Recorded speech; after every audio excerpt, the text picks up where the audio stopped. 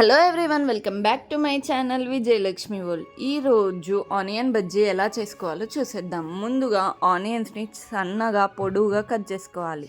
దాని తర్వాత మన చేతితోనే ఆనియన్స్ అన్నిటినీ విడతీయాలి. కోస్తే ఇలా వస్తుంది కాబట్టి మనం ఇలా సపరేట్ చేసుకోవాలి అన్నట్టు.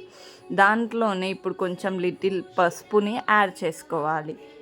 ఇప్పుడు దీంట్లోనే కొంచెం కారంని, కొంచెం చాట్ మసాలాని కూడా యాడ్ చేసుకోవాలి. ఇప్పుడు దీంట్లోనే కొంచెం బ్లాక్ సాల్ట్ని, కొంచెం గరం మసాలాని యాడ్ చేసుకోవాలి. వాటర్ లేకుండా ఈ స్పైసెస్ అన్నిటినీ నార్మల్గా ఆనియన్స్కి పట్టివ్వాలి. మసాలాస్ మొత్తం ఆనియన్స్కి మంచిగా పడితే మనకి ఆ టేస్ట్, ఆ ఫ్లేవర్ అనేది చాలా మంచిగా వస్తుంది అన్నట్టు. ఇప్పుడు దీంట్లోనే కొంచెం ధనియాల పొడిని కూడా యాడ్ చేసుకోవాలి. యాడ్ చేసుకొని మంచిగా కలుపుకున్నాక ఇలా కనిపిస్తుంది మనకి. ఇప్పుడు దీంట్లోనే మనము శనగపిండిని మనకి సరిపోయేటంత యాడ్ చేసుకోవాలి. మనం ఈ ఆనియన్ పకోడా చేసేటప్పుడు ఎప్పుడు ఒకటి గుర్తుంచుకోవాలి, పిండి మనకు ఆనియన్స్ కంటే తక్కువనే ఉండాలి, అస్సలు ఎక్కువ ఉండద్దు. ఎందుకంటే అదే మనకు కొంచెం టేస్ట్ వస్తుంది. ఇక్కడ నేను వంట సోడా కూడా యాడ్ చేసుకున్నాను. దాని తర్వాత కొన్ని వాటర్ పోసుకుంటూ కలుపుకోవాలి మంచిగా. ఇలా కలుపుకుంటే మనకి స్ట్రక్చర్ ఇలా వస్తుంది.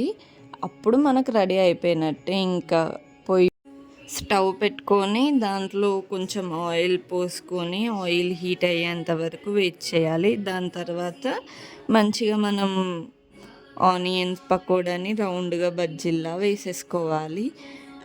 అది కూడా లో ఫ్లేమ్ ఆర్ హై ఫ్లేమ్లో పెడితే మాడిపోయే ఛాన్సెస్ చాలా ఉంటాయి. కాబట్టి మీడియం ఫ్లేమ్లో పెట్టి అవి లిటిల్ బ్రౌన్ కలర్ వచ్చేంత వరకు మంచిగా ఆయిల్లో రోస్ట్ చేసుకోవాలి.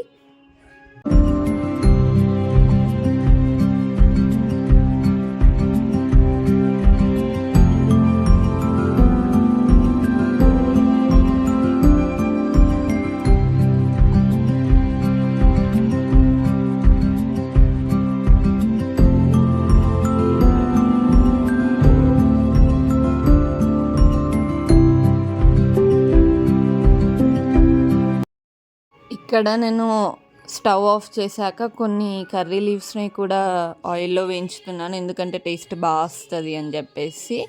మీరు కూడా కావాలంటే వేయించుకోవచ్చు. అంతే, మన టేస్టీ ఆనియన్ పకోడా రెడీ అయిపోయినట్టే. చాలా చాలా బాగుందండి. Please like, share, subscribe to my channel.